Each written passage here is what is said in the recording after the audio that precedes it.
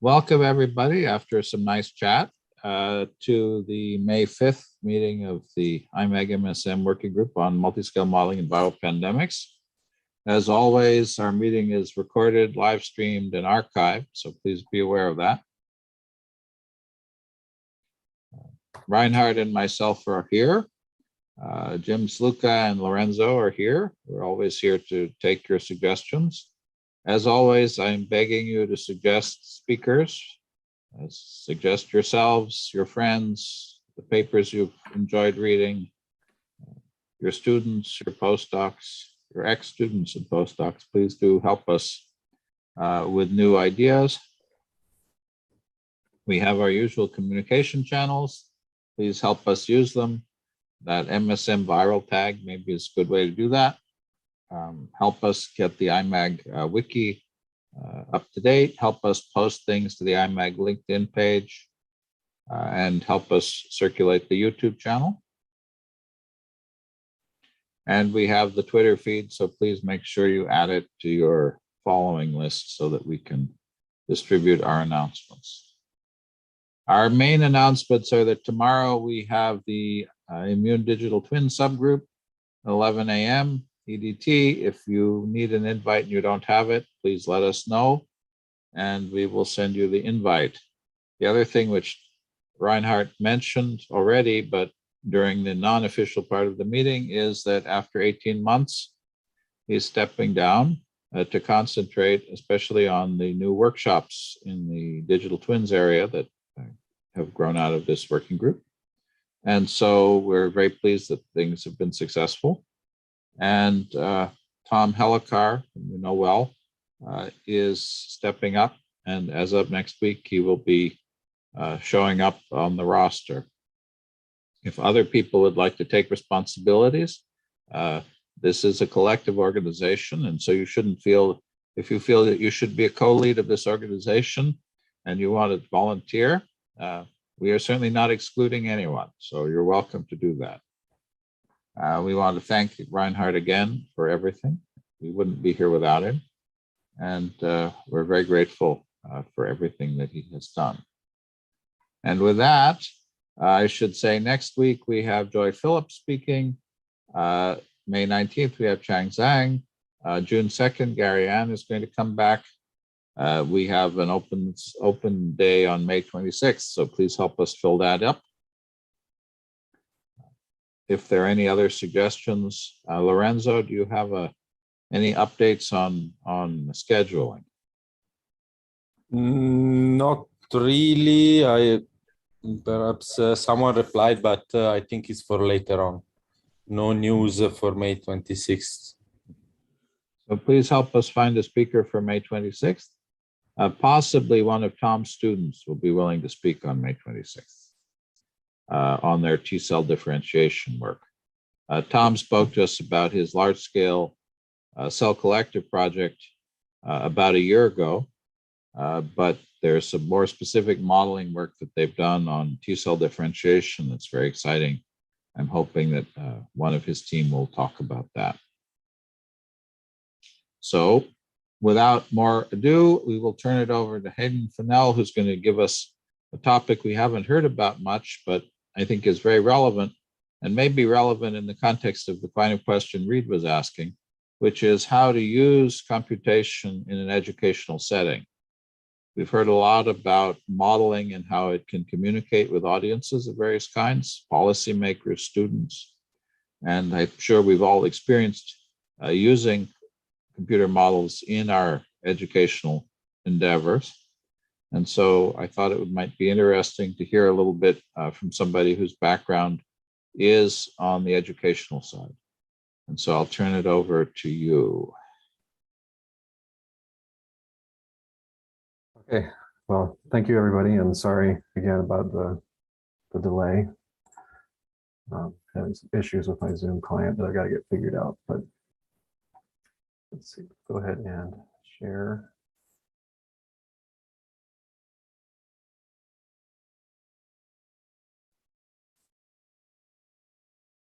Can everybody see that okay?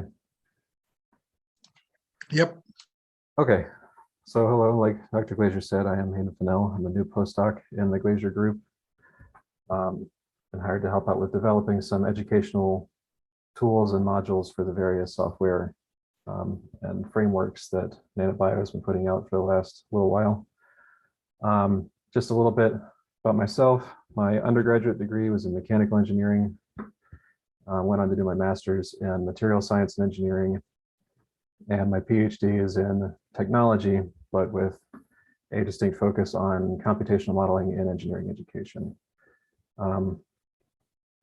So like Dr. Glazier said, this talk probably be a little bit different from what usually is covered in these working group meetings.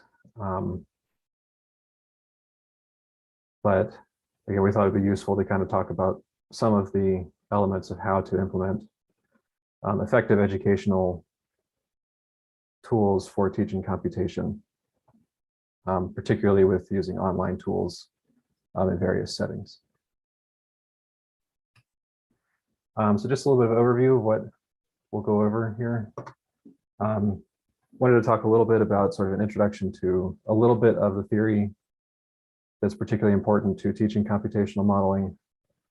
Go over what's called the backward design process for educational scaffolding. It's particularly useful for teaching computation. I have a process walkthrough of this backwards design approach with an example simulation from nanoHUB. Again, since we're starting a little bit late, see how much time there is and if people want to continue to go through that, because I do want to leave some time for questions and open discussion at the end. So, as I'm sure many people here are already familiar, computational modeling has become pretty important in all levels of education over the last decade or so. It's been identified as a critical 21st century skill in the modern STEM workforce, and there's been a large push in K-12 spaces to introduce computational modeling into kind of all levels of primary and secondary education as well, where appropriate. It's become, I think, an increasingly important part of the next generation science standards in the K-12 space as well. They offer a number of different benefits. So what we've seen over the last couple of years with COVID and isolation and lockdowns is that computational modeling actually offers a really nice alternative to in-person experiences, as well as enabling experiments that are time-consuming or cost-prohibitive in person. So you can use computational modeling to kind of help boost lab experiences that maybe institutions, particularly in the K-12 space, may not have access to because of space or budgetary limitations. So there's a lot of reasons to start developing computational pedagogy that kind of speaks to this broad variety of people that it's sort of been identified as needed for lately. This comes with a number of challenges, though. First being that the modeling process is generally not well defined and tends to be a little bit different from field to field. So teaching computational modeling as a general skill set tends to be a little bit of a difficult thing to do. Part of that is also because the audience is typically very broad and varied. So people tend to come into computational modeling with all kinds of different backgrounds. And nobody ever really knows everything they need to know to just jump right in. But everybody tends to know a different set of things. So developing educational tools to help people ease into the modeling process can often be difficult because the audience is hard to pin down. Obviously, it's difficult to integrate modeling tech into coursework, particularly if you're looking at large scale simulations that take long periods of time to run. There's some challenges with integrating those into the classroom in a time-effective manner. But the big challenge, and the one that we'll be looking at more today, is that teaching computational modeling often involves teaching two disciplines at once. So you have to teach the scientific discipline in which the modeling is taking place, and you have to teach the computational knowledge and techniques on top of that. And this tends to introduce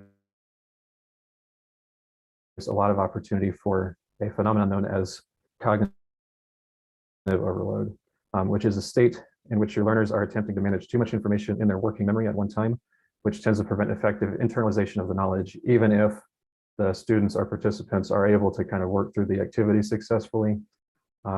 Spending too much time in cognitive overload throughout that process tends to hinder the ability of learners to transition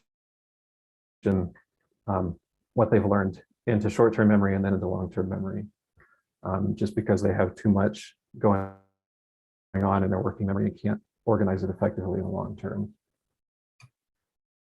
This is particularly common, like I was saying, in discipline-situated computational settings, particularly with novice learners. If you have people coming in with more or less no knowledge of either the disciplinary side or the computational side, computational overload is sort of going to be a default setting, particularly at first for new learners. But the good news is that overload can be mitigated by thoughtful instructional supports referred to as scaffolding often in the literature that helps organize and control information for the learner. So instead of obviously just sitting them down to learn all this on their own, thoughtful instructional support can help, at least if not avoid cognitive overload, help the students manage navigating their way through that overload process. In order to design these, it's good to know kind of how cognitive overload or cognitive load in general breaks down. So Sweller in 1988, the original proposer of the idea of cognitive load, broke it down into 3 different categories: intrinsic, extraneous, and germane. So intrinsic is the inherent difficulty of the content. Everything that you need to learn will have some level of difficulty associated with learning it, and the more complex it is, the more difficult it is to learn. Difficulty is something that's sort of hard to pin down. So a good way of kind of loosely assessing it is how much knowledge is needed to support the current topic that's being taught. So in mathematics, 2 + 2, very fundamental, low inherent difficulty, but a differential equation, high inherent difficulty because there's a number of things the learner needs to know before they can really tackle solving a differential equation. Extraneous load is a difficulty that's imposed by the structure and sequencing of instructions surrounding a topic. So this is basically how the content is presented to the learner can create load if it's not done in a well-organized fashion. But good design can minimize that extraneous load. And then germane load, this is the slightly esoteric one. This is the difficulty involved in creating useful schema for organizing and connecting information. So there is additional cognitive load experienced by the learner through the process of trying to take the information that's being presented, even if it's been presented well, and making connections between the various pieces. The intrinsic load is generally considered immutable. There's not too much you can do aside from breaking knowledge or breaking activities down into smaller pieces to manage the intrinsic load of a topic. Sometimes things are just going to be difficult to consume. Extraneous load is generally considered fully controllable because this is dependent on how the instruction is designed. And germane load is considered supportable, not fully controllable, but you can support the learner through the process of organizing and connecting the knowledge that they're absorbing. Obviously, again, not fully controllable because the student plays a very active part in that process. And every student kind of will internalize things a little bit differently. So the one we'll be looking at mostly today is this idea of extraneous load and minimizing that through good instructional design. Just a little bit more on where this cognitive overload tends to happen, again, particularly with new learners, is this idea of representation shifting. So for any computational model, there's really 3 parts to it. There's the conceptual model of how this thing works in physical reality, the mathematical model, which represents the conceptual model through equations, and then the computational model, which implements the mathematical model iteratively in a way that we can make predictions and observe results. Generally, students are okay with learning the three different representations of the system, what tends to happen is students get overloaded in the process of moving between one and the other. So between the conceptual model and the mathematical model is a process of abstraction, which can often be difficult for learners. How exactly the physical processes are represented by the mathematical equations. Between the math and computation, there's a process of implementation where the code has to be written and the model has to be developed and moved into a form that the computer can understand. And then moving between the computational model and the conceptual model is this process of meaning making or reflection, using outputs from the computational model to kind of make sense of permutations of what they're seeing from the conceptual model. So the sticking point tends to be moving between these models rather than actually sort of understanding each model in and of itself. And that's where good learning design becomes very important. It's helping students move between these things. Again, this tends to cause lots of overload because you're asking learners to manage four things really.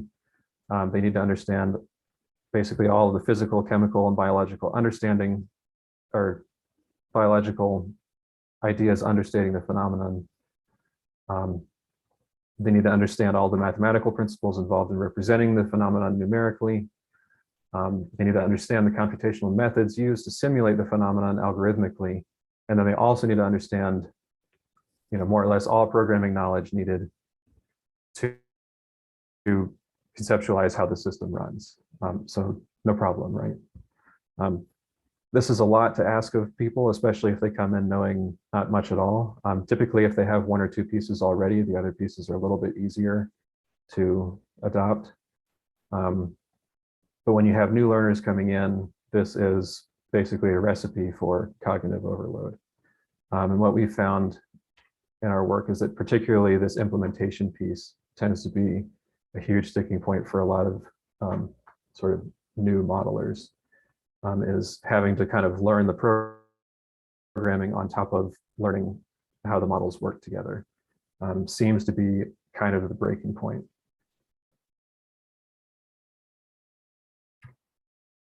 So that kind of introduces some usefulness of online tools. So there's obviously some well-known benefits to these things. They improve reach and accessibility. They're easily shareable. They run server-side, so you don't need to install software, which can actually be helpful in your classrooms to, again, mitigate some cognitive load if the students don't have to even bother with installing software and configuring anything. But they also allow complex simulations to be executed remotely on high-performance machines. So you can run simulations on a remote cluster that you couldn't have your students run, on their college laptops. The big piece, however, is that online tools, so this idea of pre-implemented simulations running through nanoHUB or Jupyter notebooks or platforms like that, helps circumvent some of that cognitive load associated with the implementation stage by removing the need for extensive programming background. However, it's important to note that good instructional supports are still needed to steer users through the learning process, even if they don't have to implement it, in order to kind of keep them on track with the outcomes that you want them to take from a particular activity. Otherwise, they tend to sort of spiral off into searching for information that maybe they didn't need to be spending time searching for. So even though you remove the implementation piece, it's still important to have good instructional design surrounding it. Which leads to the next section of the talk. This idea of backwards design for outcome-based educational materials. So by outcome-based, we're referring here to educational activities that are driven by what we want the students to be able to do by the end of it, rather than educational activities that are kind of designed to present the entire knowledge base to a learner. This consists of kind of 4 steps where you identify the outcomes that you want from a particular activity.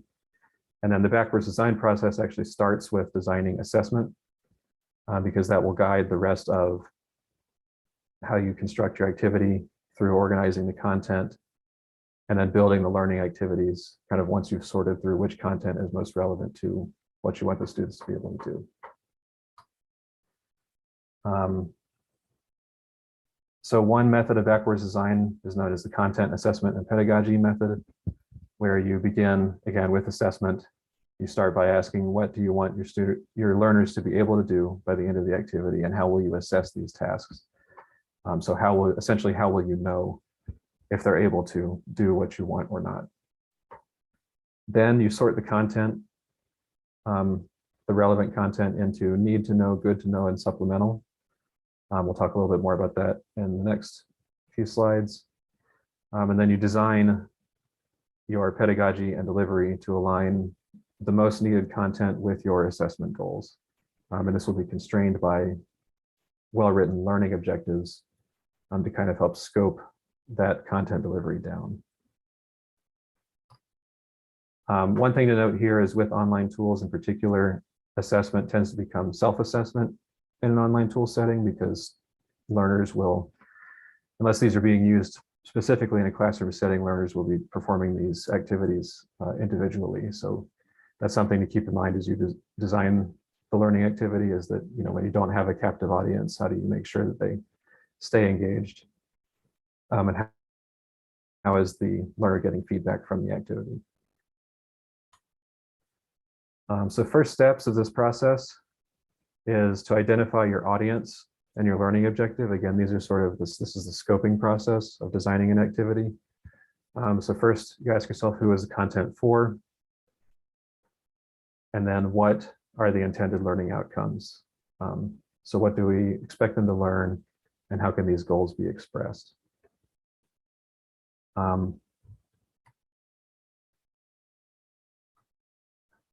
think I have a slide out of order here.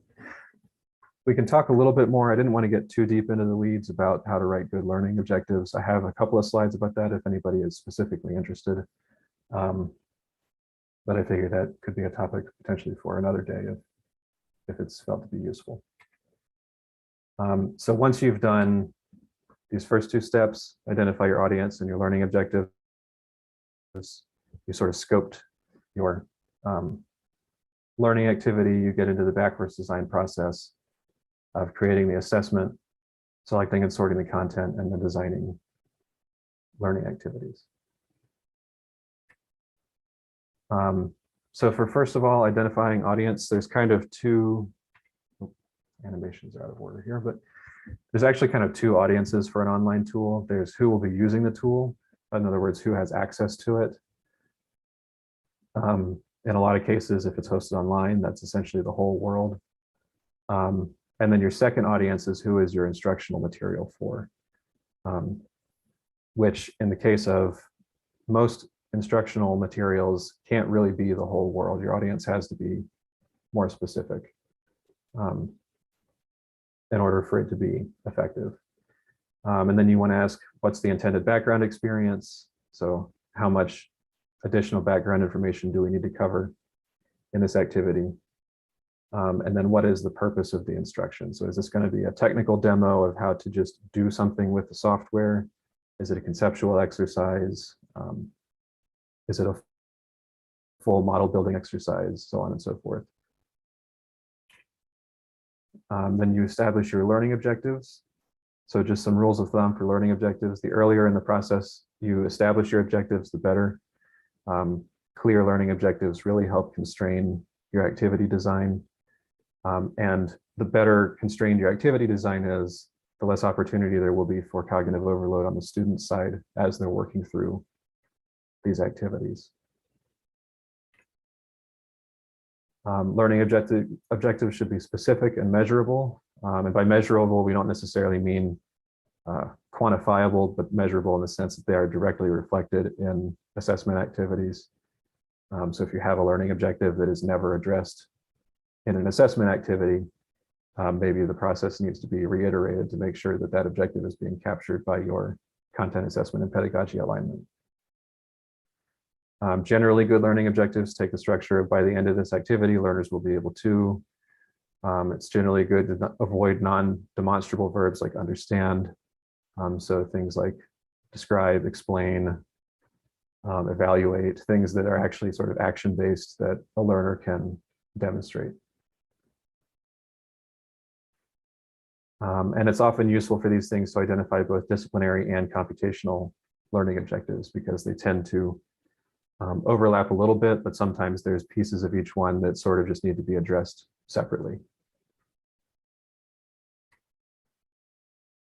So step 3, once you've got your audience and learning objectives nailed down, you create your guiding assessment. So 4 questions for this is: what questions do you want to ask of the learners? What exercises should they complete? And then 3 and 4 are kind of the more important pieces. Excuse me, I have a cough.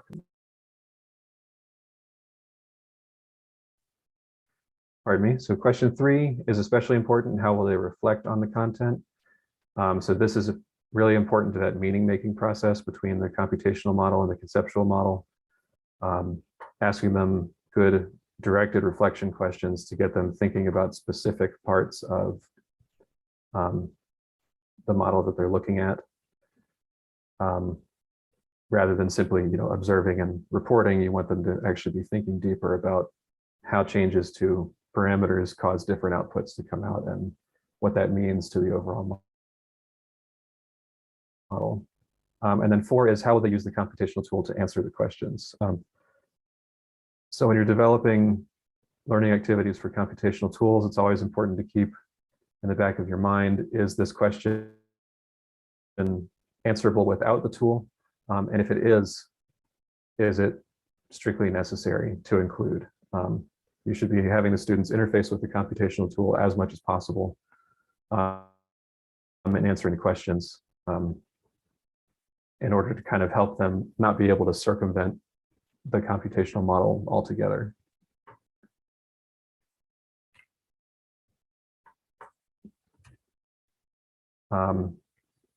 So once you've got your assessment figured out, then the next step is to sort and classify relevant content according to 2 dimensions, so relevance and content type. For relevance, there's kind of 2 subcategories: need to know and good to know. Need to know is information that is critical to understanding and completing the current activity. So there's lots and lots of things that students need to know, but the important piece here is that it's relevant to the current activity they're trying to work through. Do they need to know it to get through the activity? Good to know then is information that is useful to have as additional context or as material for future applications. So these are things that help give a larger and more well-structured picture, but maybe aren't strictly necessary for completing the activity. And then content type is grouped into core content. Again, this is content that is actively being taught by the current activity, and supplemental content, background or supporting material that a learner may need to follow the core content. So things that, again, this is sort of like good to know, but this is things that you can maybe outsource to other resources rather than having to spend time addressing in the current activity. And again, this is all done to kind of help students manage, particularly that germane load of making connections between information, is sort of limiting how much they're being presented with at one time, so that they can make meaningful connections with what they're currently looking at before moving on to the next thing, and just being overwhelmed by a sea of information. One useful way of doing this is sort of a modified Eisenhower grid. If anybody's familiar with the Eisenhower grid of urgency and importance. We have relevance on the x-axis and content type on the y, and kind of a general guideline here is that anything that is need to know core content, you spend the majority of the time in the activity addressing. Need to know supplemental, you would spend some time, not as much as the need to know core. Good to know core, you spend maybe optional time. You put this maybe at the end of the activity for them to review, or you just little blurbs here and there.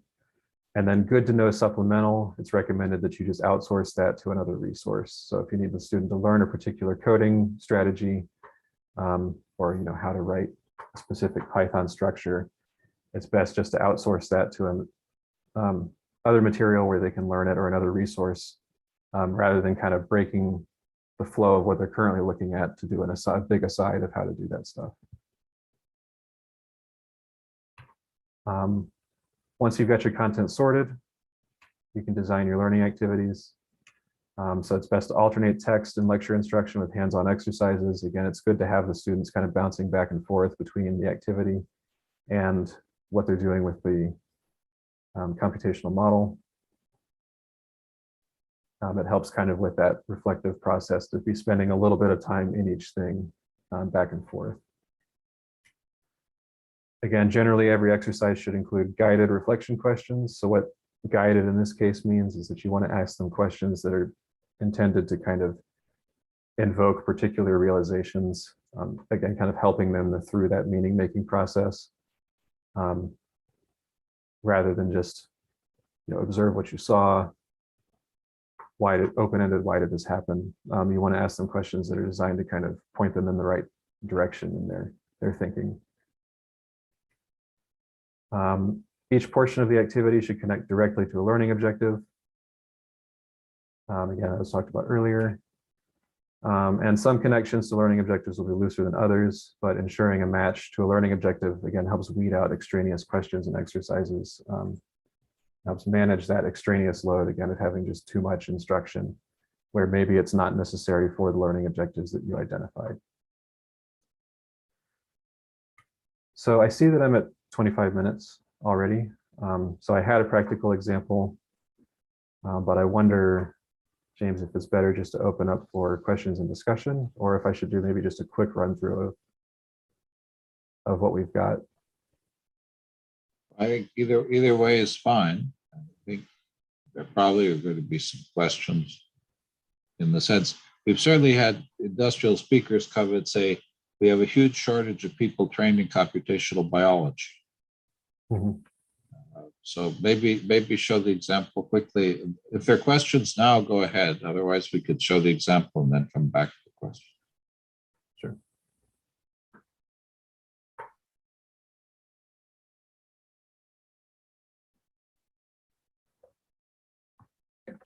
Why don't you go ahead then?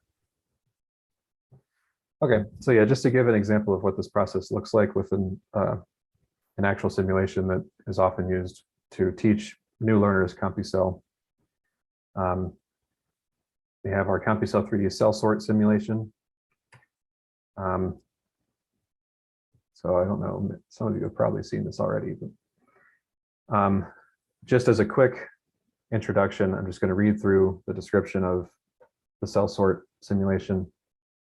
So cell sort is a Monte Carlo simulation demonstrating cellular POTS model of fluctuation-based cell motility in CompuCell 3D. Two types of cells with constrained volumes begin arranged in a random pattern.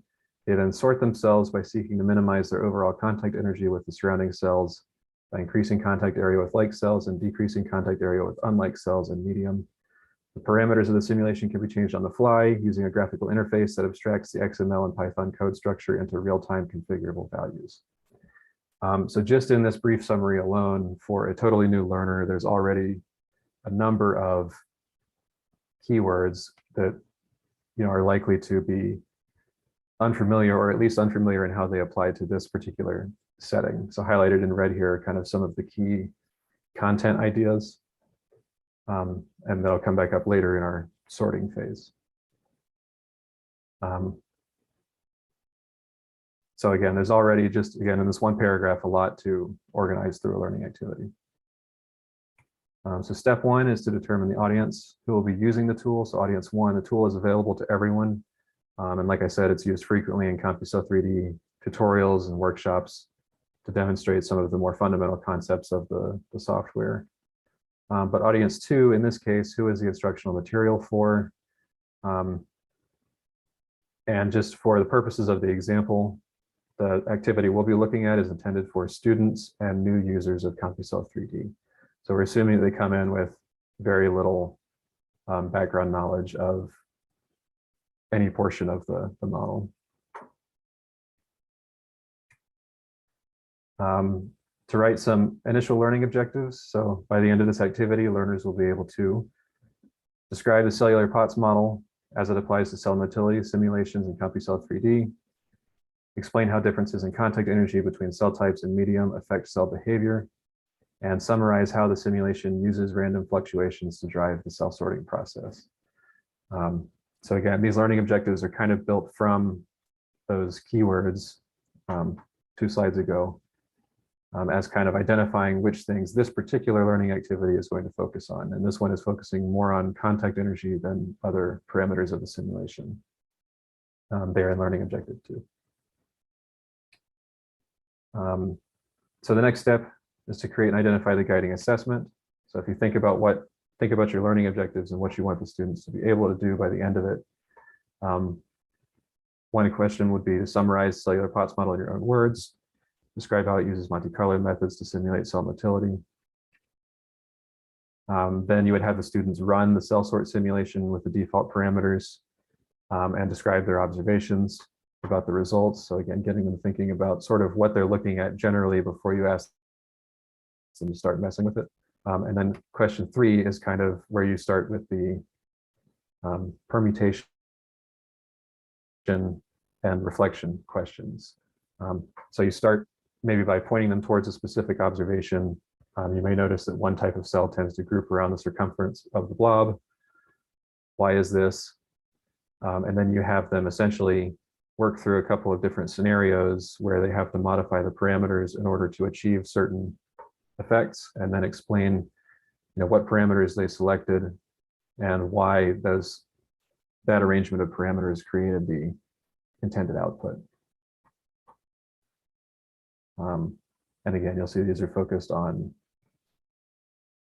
well, I didn't specifically say contact energy here, but for a particularly newbie focused activity, you could even direct them towards just modifying the contact energy.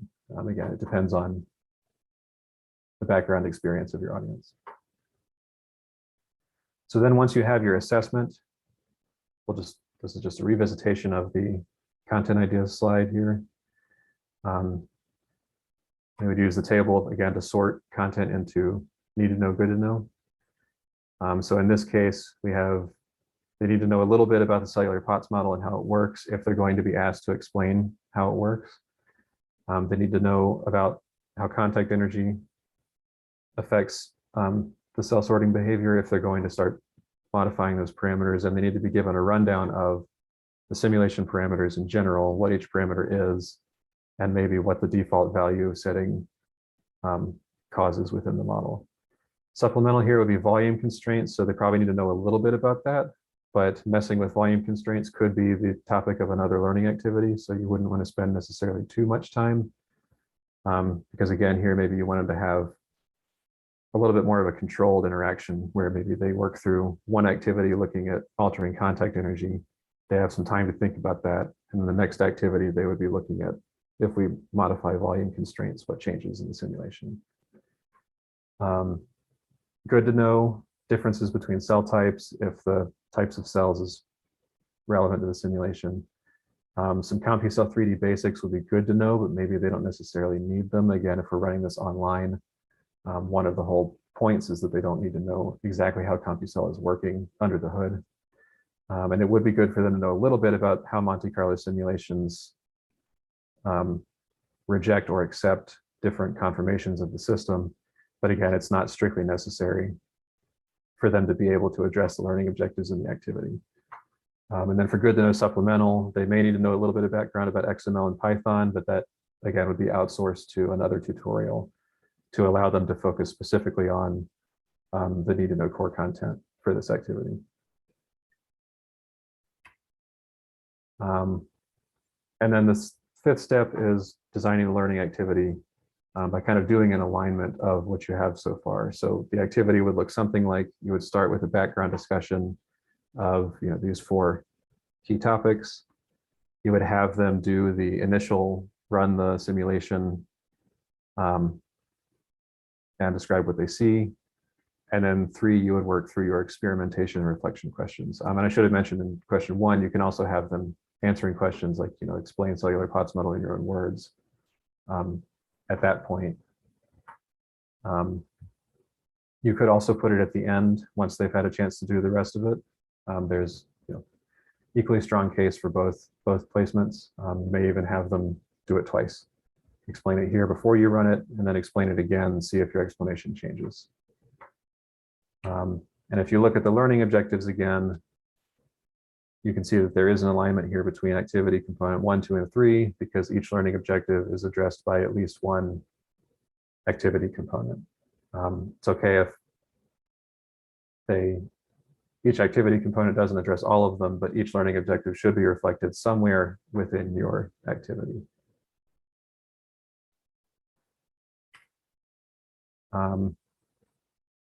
So that was kind of a quick run through of the example. Again, it's a little bit top level, but I'm happy to talk more deeply with people who are interested in how to, more of the details of how to work through this in specific cases.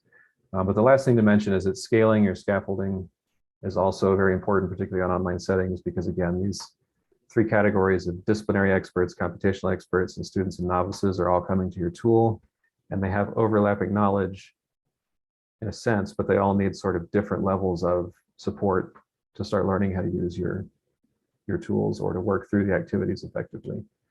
So modularity is key for supplementing your online resources, breaking activities down so that people who maybe already know the initial stuff can skip what they already know and start where they actually need the support.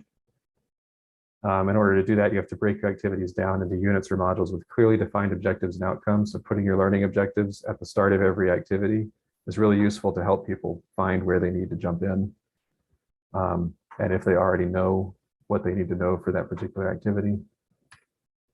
Again, separating and outsourcing your basic programming tutorials from core content. So get a little bit of that programming background, from a separate resource, and then have them come into the learning activity. Again, just to give time between the two things to help mitigate that cognitive overload of trying to learn too many things at once. And then it's always important to make your code available for learners and users who want to experiment further on their own or modify a simulation. Particularly for online tools, sometimes those things can be a little bit locked down in what the user can and can't do to kind of mess around with the simulation beyond just changing predefined parameters. So making the code available is a good way to help learners continue to expand on their own if they are interested independently. So I think I'll stop there to allow some time for questions and discussion.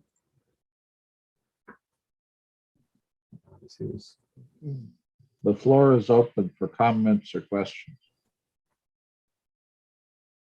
I think almost everybody in the room has faced the challenge of how you teach modeling. Mm-hmm. And so probably people have a variety of experience with this. And maybe some people could talk about how they learned and what the challenges were.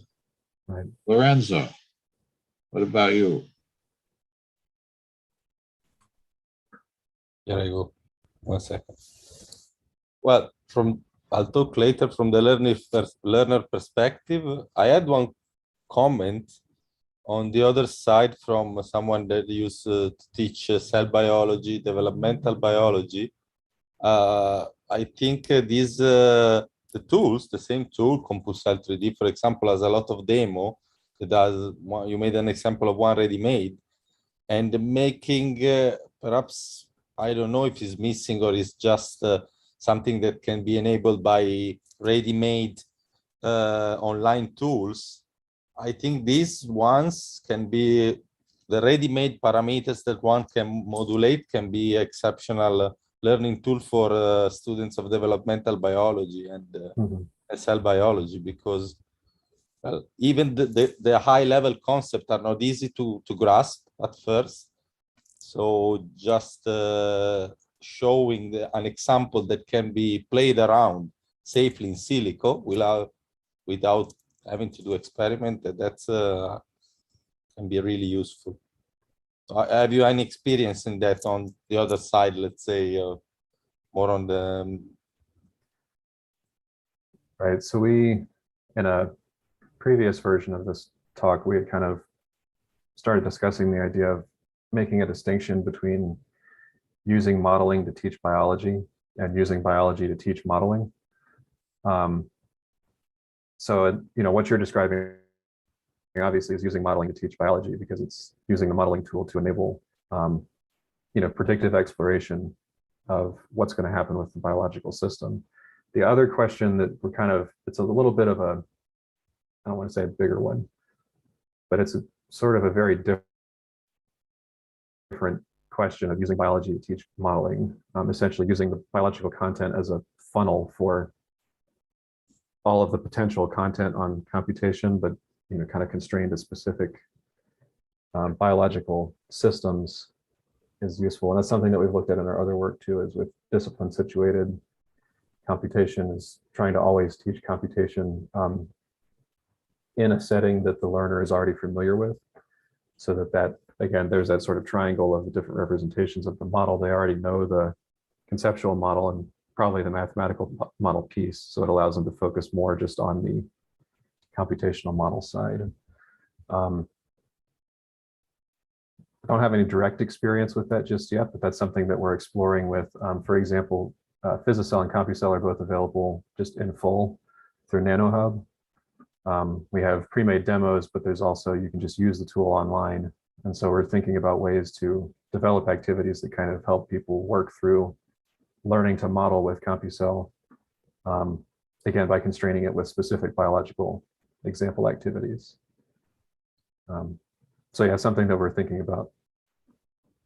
That's great. I think it will be very invaluable, I think, in general for the community. Well, then my comment as a learner, I would say that probably the walls that from the biology side, once my encounter are similar to the, well, are those that you have already identified. And I think is mostly that people taking a route from biology, they'll probably hardly get the background, the mathematical formalism, and sometimes even the software engineering formalism language. It might be Python or whatever other programming language, and this becomes a skill that ones have to develop on top of the other things. Mm-hmm. And so I think the software might be something that people are familiar nowadays, because we all grow with a computer in hand. Perhaps the mathematical formalism, if one wants to dwell deep, once he has answered his own biological question, or perhaps has developed a keen interest for the field, the mathematical formalism might be the first hurdle for a biologist, let's say, the one that is hard to. Right. Yeah, and that's that's why identifying the audience is so important to the design process, because how you develop your activity is going to depend on who you're trying to help. And again, the modularity of instructional design is useful there too, because then people can just jump in where they need to start, instead of having to sort through tons and tons of documentation and instructional activity. And I don't suggest that lightly. Obviously, it's a lot of work for any given tool to develop a number of activities that can speak to anyone. But that's kind of why I'm particularly a proponent of short and quick activities that people can work through kind of one by one. That way they can kind of explore a couple of different things without getting too overwhelmed by any one activity. Well, after all, I guess we all always fall at the end in the no free lunch situation, right? Right. There are a number of things we have to learn if we want to do these things, and these are a minimum set that is needed. Mm-hmm. But thank you anyway. Your talk was very, very nice and informative for the teaching perspective. Really interesting topics. Thanks. Right.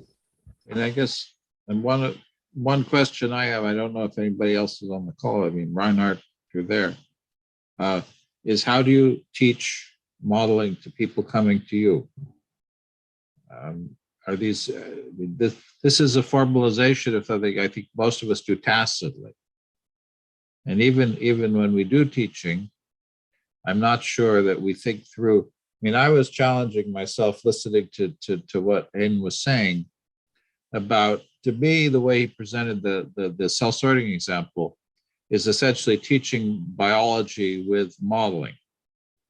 And to me, there's a sort of a question of, you teach how to apply and interpret models first, which is perhaps challenging, but gives biological meaning, and then teach how to build the code and build the model? Or do you try to do these two things at the same time? I've always tried to teach them at the same time, but what we were hearing is maybe that is a recipe for cognitive overload. And so I'm interested, even if we can't be quite as formal in developing software and educational materials, about the challenges people face in teaching people modeling. Because I think almost everybody that's Ruby there's had to learn it. We've all had to learn it, and many of us have had to teach it. And so I think this is bringing up some pretty profound questions that we have to address. So maybe I can say something based on my experience. So at some point, we developed a modeling platform intended for really biologists to build discrete models. And the way I wrote in my grant proposal is I didn't want to build a Ferrari. I wanted to build a Chevy. That once people know how to drive a Chevy, they can then step up to CopyCell 3D and other sorts of things. Of course, one reviewer said, well, today's young people don't know what either a Ferrari or a Chevy might refer to. But in any case, so we put something together. You can watch a 10-minute YouTube video, and then you're ready to go. So the software has lots of default choices. So you need to do very few choices to build a model. It has a natural language processing feature to it, where you take statements out of biology papers and it translates them into rules for Boolean models. In my experience, one of the biggest hurdles for people from the biology field is how do you get your first model going? How do you translate biology into something you can compute with? And once you manage that, once people have something that they've built, it usually works pretty well. I mean, people are smart. Although one person, when I told them about trying to do this, is that it's impossible. You cannot teach biologists modeling. And other people, of course, said, there are already so many incredible intuitive platforms out there. We don't need another one. Maybe both are right. I don't know.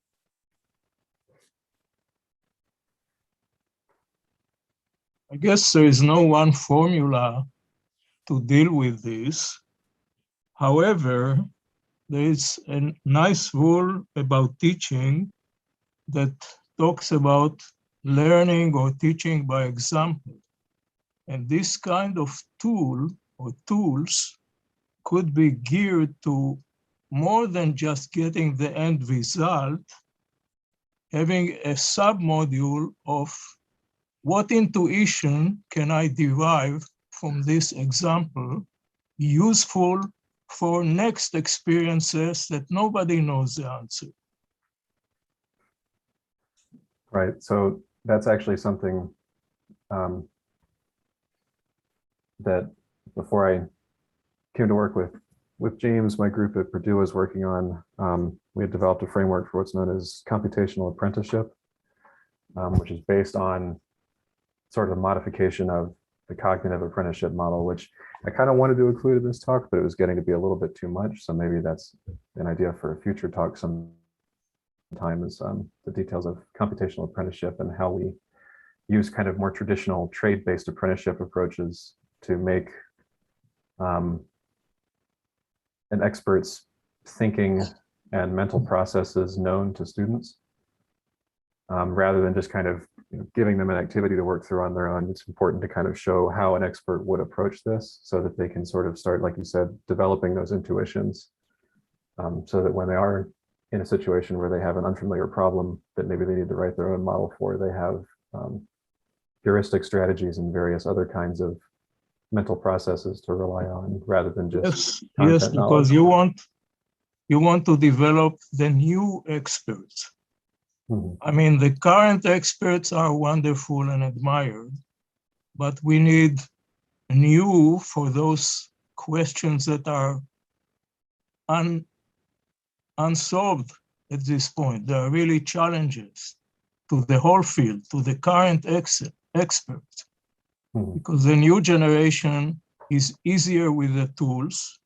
So the tools are only tools. I'll give you an example. I grew up like like James on Fortran and physics. For me, Python is a barrier. When I try to explain these barriers to people, they look at me as if I landed from Mars. Now, if you give me a tool that allows me to get to the gist of the matter on an example, then I am equipped, and also my appetite to deal with Python is much higher. Yeah, and that gets back to that question of, again, using biology to teach modeling, something that we're thinking about moving forward. There's another topic called threshold concepts. You know, you're right, mention of people looking at you like you're crazy when you say Python is a barrier.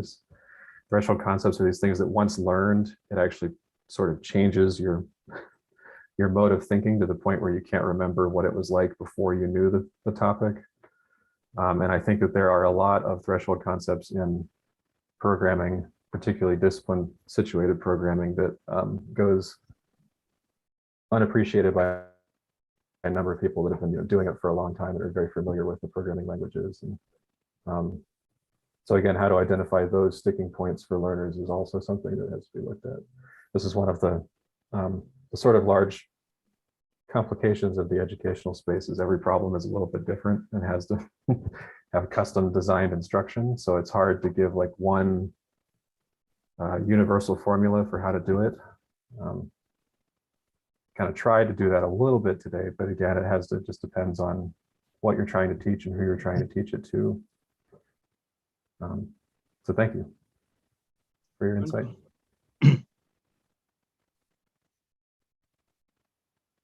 I mean, I'm struck. I've had, the problem, I'm a little intimidated by this talk because it makes me think about how much work I have to do to actually be able to teach better. But I'm struck by a couple of things. One, again, is to think about teaching how to use modeling, and one is how to build models. And as you point out, there's a huge number of disciplines that need to be covered. Biology, mathematics, physics, computing. There's a question about how do you frame conceptual problems in a way that has meaningful answers, which is already a hard problem. And I think Reinhardt talks about how to simplify the experience of building models. The net logo is the language that people often find very natural for framing certain kinds of problems. For example, it's very efficient. And actually, Gary, if you were here, it's a big net logo enthusiast. And so I think that's true. But this cognitive overload, I think, is something that I appreciate more just because of the past 2 days. I've been working with two people, one of whom is quite senior, one of whom is a little more junior, but both very experienced. And both of whom I was having obstacles teaching modeling with. And both of them didn't use the word cognitive overload, but in fact, having worked with them now, I realized that in fact, exactly what you're talking about. To try to think about learning some biology and some mathematics and some computing at the same time was challenging. And people didn't know where to start. Mm-hmm. And so Reinhardt's comment about trying to reduce certain kinds of barriers, I think is good. Your idea of having an online tool that you could run and see results before you worry about how to implement it, I thought was also interesting. Something that I tried for both of the people in question was, one, to focus initially on the conceptual model, and two, to do the process more cognitive apprenticeship, which is to say, here's a problem, we're going to build it up step by step in a very slow way. We're going to do the simplest possible things. You have virus, you have uninfected cell, virus infects cell. A series of the kind of statements Reinhardt talked about. Well, if you want to make that quantitative, you have to have an idea of the rate of infection. But we're not even going to do that. We just say there is infection. And then we gradually build up a series of assertions, one at a time, and then put those into some kind of framework where you could implement them computationally. And so I would like to say I like Jupyter notebooks. I don't actually like Jupyter notebooks, but they're the best we have. You can have text, you can have an example, and then you have the same example with an extra line of code. You see how it differs in results. So then you have an extra, you have another, what are we going to do next? What's the concept?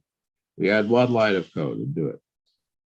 And I think that may be one way of building it with somebody is the cognitive apprenticeship. Whether somebody reading it from outside will be able to follow the thought process of the construction is maybe not so obvious. A video of doing it would maybe be useful. Mm-hmm. Although what's going on in the mind of the person doing the building may be different. And so I wonder about that as an approach, if people have tried that kind of approach. It's a little bit not quite the direction you've been talking about here, although I think it might be able to be framed in that way.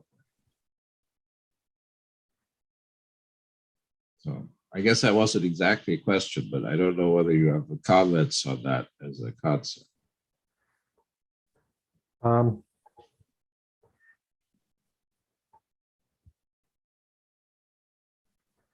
Yeah, I mean, so Jupyter Notebooks is probably the closest we have, I would say, to like mirroring a cognitive apprenticeship approach where you can have somebody walk through and you can give them the text, you know, aside from just sitting down next to them and working through it or working through it as a class. I guess any notebook formalism, Mathematica is great for this. Mm-hmm. Right? You could have beautiful text in Mathematica with beautiful formatting and everything else, followed by computational examples. You could hide the computation if you like and just have the user manipulate the results, or you could see the code. So I'm not Jupyter notebooks aren't as sophisticated as Mathematica, but they're free, unlike Mathematica. Right. MATLAB lets you do some of that. There are other packages, I suppose, that do that. I wasn't thinking so much of Jupyter notebooks, quad Jupyter notebooks, but this idea of sort of embedding modeling in text as a possibility. Mm-hmm. Yeah, and I mean the rule of thumb, I'm trying to remember, that's a very famous paper. The limits of working memory is 7 pieces of information plus or minus 2. Then of course you get into the nightmare question of, well, what is a piece of information? But it's the idea is people can manage maybe between 5 and 9 distinct items in their head at any one time. And so having some way of giving them breathing room in between these chunks, I think is sort of the key point, maybe, whether you want to split it into different activities or you have maybe a longer reflection question where they stop to think about one thing and kind of let, you know, the working memory clear out a little bit. You know, there's a number of different ways to do it. But yeah, that idea is, especially if you have new learners coming in. But I mean, like you said, you had one that was new and one that was senior, and they were both getting overloaded. So it's not necessarily limited to new learners. It's just whenever you have to learn a bunch of stuff at once, it's just, you know, you need to have some kind of structure there that helps you, again, funnel that information down into something more manageable. And the notebooks are a good way to do that because, you know, you kind of have to look at one thing at a time. And because they're not bouncing between maybe different documents or a browser on a document, it kind of just helps that, again, manage the information in working memory. I mean, I think we also face a sort of an Ouroboros situation in this world, which is without knowing the biology and what you're trying to do, you can't understand what the model structure is. Mm-hmm. Without understanding some mathematics, you can't understand what kind of questions you can ask. Without understanding the computer, you can't understand how to answer them.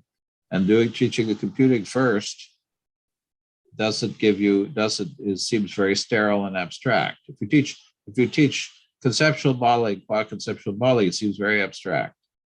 And if you don't teach that first, people don't know how to start. And so it's a little bit like any language. If you don't have grammar, you don't know how to do anything with words. If you don't have vocabulary, you can't say anything.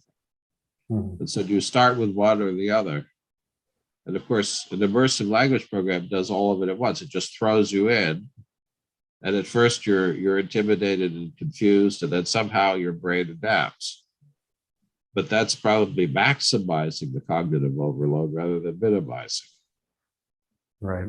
And yeah, for more seasoned learners, they can handle a little bit more cognitive overload because they have, again, those heuristic strategies and the learning strategies for how to, okay, I'm overwhelmed. What do I need to focus on? But for new learners, you tend to, they want to just bounce because it's just way too much. So that's also another point in the cognitive apprenticeship model, is this question of sequencing and how you sequence your activities, maybe across time.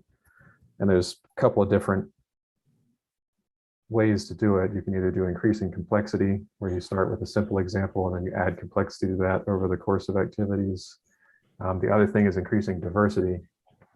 So you start with maybe a small pool of problems that have kind of similar skill sets that need to be learned to address them. And then you start adding on new sort of contextual problems to that require the students to learn new skills on top of what they've got. So yeah, maybe that's a question for a future talk, but this question of sequencing, I think, is equally as important as how each activity is designed to help the learner move through learning how to be a modeler more organically, or at least in a more controlled way, instead of just maybe getting caught up on one problem that's not going anywhere.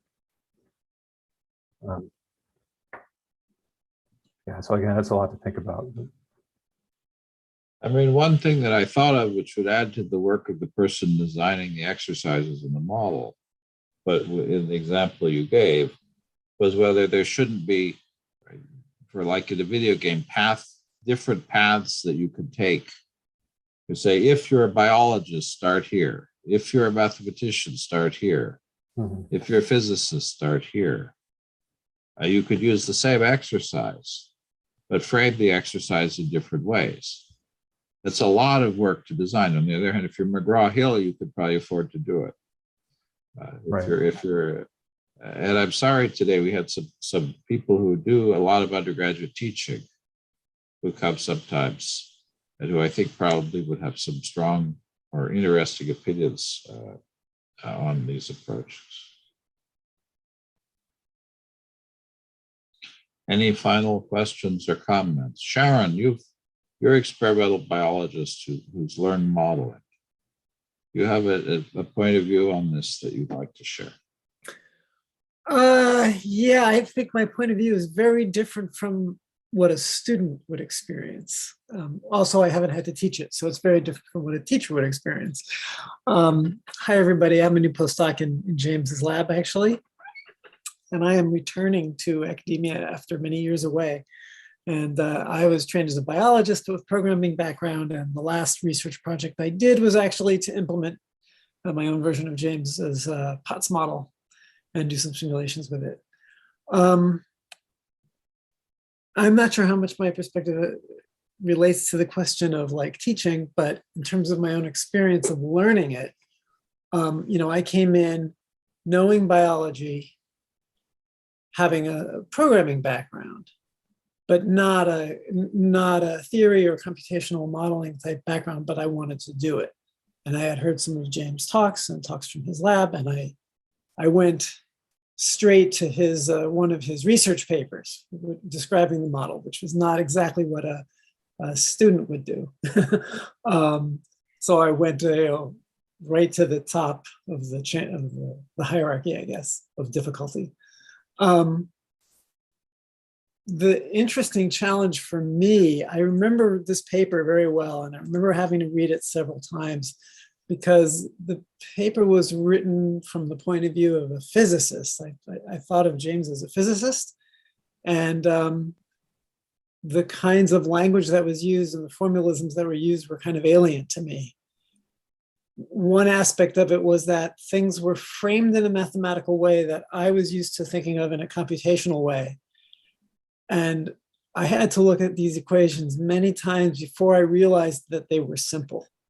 Like they actually seemed quite strange. I remember this one term in an equation, which was represented by a theta or a phi or something like that. And it had a value of either 1 or 0, depending on the circumstances. And I was like, what the hell is this? And how pardon my language, how is this biological? And then I realized it was just an if statement after like 3 readings. And then, to jump ahead, when I started doing this work and then giving talks to my community, which was biologists, I spoke about it an entirely different way, came up with new words for things and so on. Another aspect of interpreting the physics was that there's a lot of terminology that is,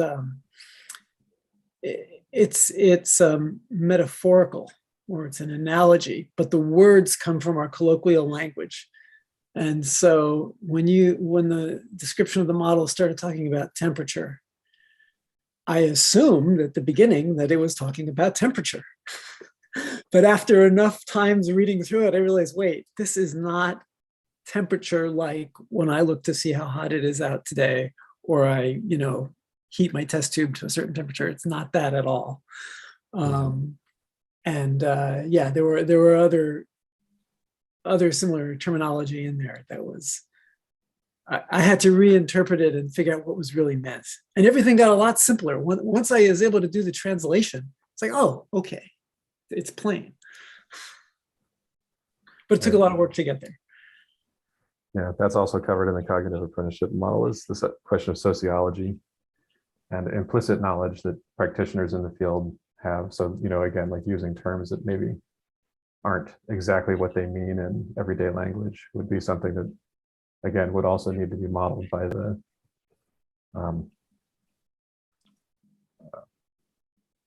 not the apprentice. What's the opposite of an apprentice? The teacher, I guess. Mentor, to make sure that that kind of stuff is picked up and that people aren't stuck too long on those things like that. That's what interference, isn't it? Where you have a pre-existing mapping of some concept that you have to overcome, which is much harder than starting with nothing.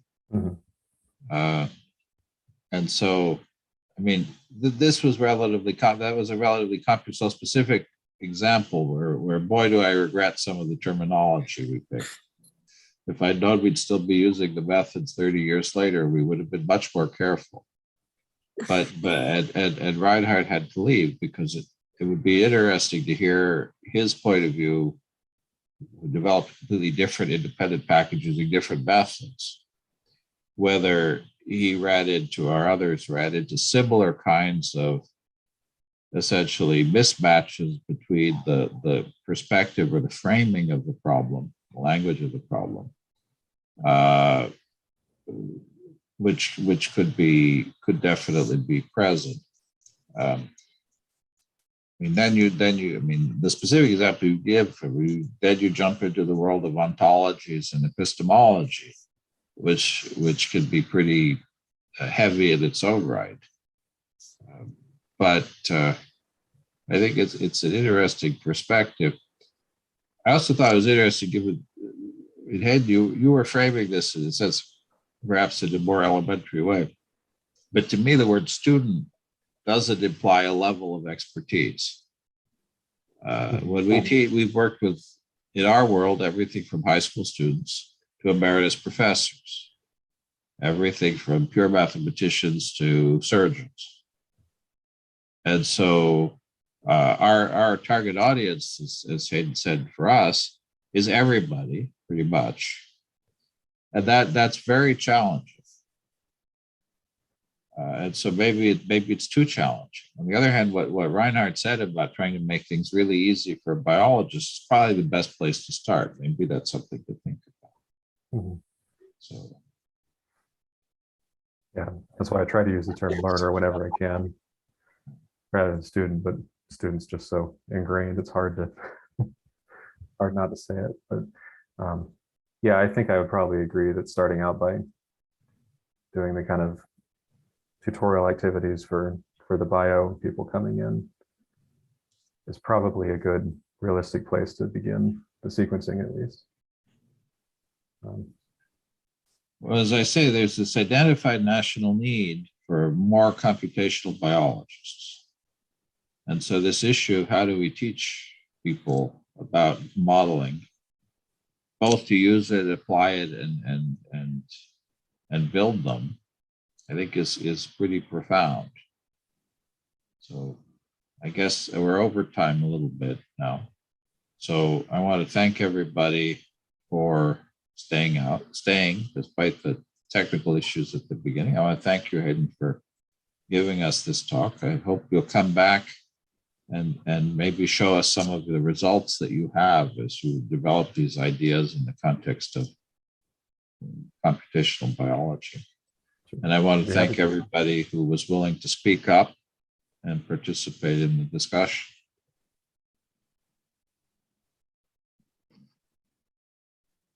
Thank you. Thanks, So Hayden. with that, I'll call the meeting to a close for today, and I'll look forward to seeing you next week. Thanks so much. Thank you. Bye.